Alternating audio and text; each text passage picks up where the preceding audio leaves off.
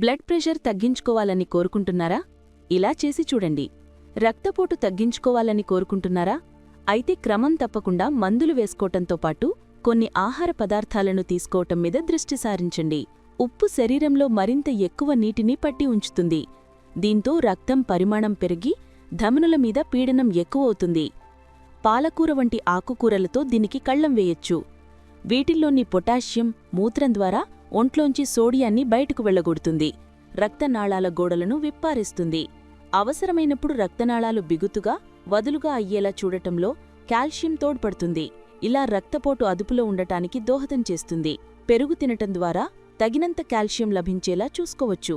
Salmon వంటి చిన్న చేపల ముల్లుతోనూ కాల్షియం లభిస్తుంది. కొవ్వుతో కూడిన చేపలతో ఒమేగా-3 కొవ్వు ఆమ్లాలు లభిస్తాయి.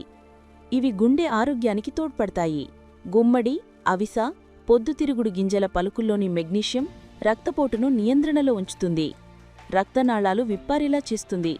3 వంతులు బీట్రూట్ రసం, 1 వంతు యాపిల్ పండ్ల రసం కలిపి తీసుకుంటే కొద్ది గంటల్లోనే సిస్టాలిక్ రక్తపోటు అంటే పై సంఖ్య తగ్గుతున్నట్టు ఒక అధ్యయనం చెప్తుంది. ఆడవారిలో కన్నా మగవారిలో మరింతగా ఫలితం చూపిస్తుంది. రక్తనాళాలు విప్పారేలా చేసే నైట్రిక్ ఆక్సైడ్ మోతాదులు పెరగటానికి వెల్లుల్లి తోడ్పడుతుంది. రక్తనాళాలు తగినంత విప్పారితే గుండె మీద భారం తగ్గుతుంది. ఫలితంగా రక్తపోటు తగ్గుముఖం పడుతుంది.